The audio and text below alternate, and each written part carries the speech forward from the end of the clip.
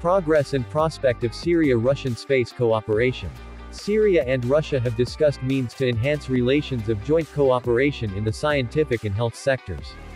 That came during a meeting between Minister of Higher Education and Scientific Research, Dr. Bassam Ibrahim, and Deputy Minister of Science and Higher Education of the Russian Federation Natalia Bocharova, Deputy Minister of Health of the Russian Federation, Dr. Andrei Platinsky, and the accompanying delegation.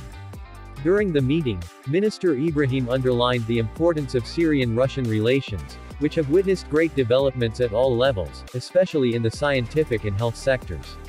Ibrahim expressed the desire of the two countries and peoples to strengthen the bilateral historical relations. Ibrahim stressed the need to activate cooperation agreements signed with the Russian Ministry of Higher Education in line with scientific development. Could this scientific cooperation lead to joint space cooperation between Syria and Russia? As reported by several media, the Syrian Minister of Communications and Technology, Iyad Khatib, has stated the need for Syria to develop a space program and launch its first satellite into orbit, the ministry said on the 11th of December 2018, according to Russian news outlet Sputnik International.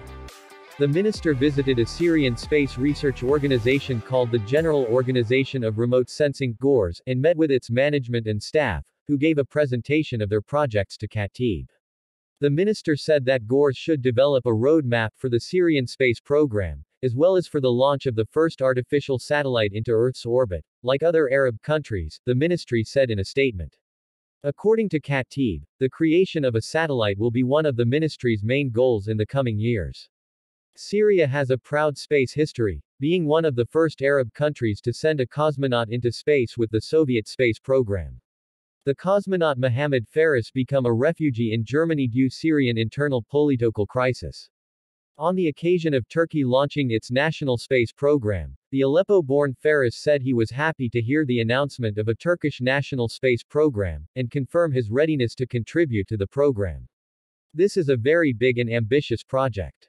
It is very important in our era that you make a contribution to space, and I say that he who has no feet in space has no feet on the ground, the 69-year-old told Daily Sabah Arabic. Faris said he recently visited the Turksat Satellite Center and was briefed on Turkish space efforts. He said he was glad that Turkey was now able to manufacture its satellites with local and domestic means, but hopes that the country will also soon be able to own its domestic launch stations and manufacture rockets to put satellites into orbit. As a result of the protracted political crisis, Syria now has 4 governments that do not recognize each other. In addition to the Damascus government, there is also an interim government of Azaz in Aleppo, northern Syria. The other governments are the Salvation government based in Idlib and the Syrian Democratic Council or SDC government in East Syria, which is fighting for the legality of the Autonomous Administration of Northeastern Syria or AANES government, formerly known as Rojava. Will these 4 governments in Syria be involved in the space industry? Only time that can answer. Russia is also reportedly looking for partners to build its own space station apart from the ISS, including the construction of stations on the Moon and Mars.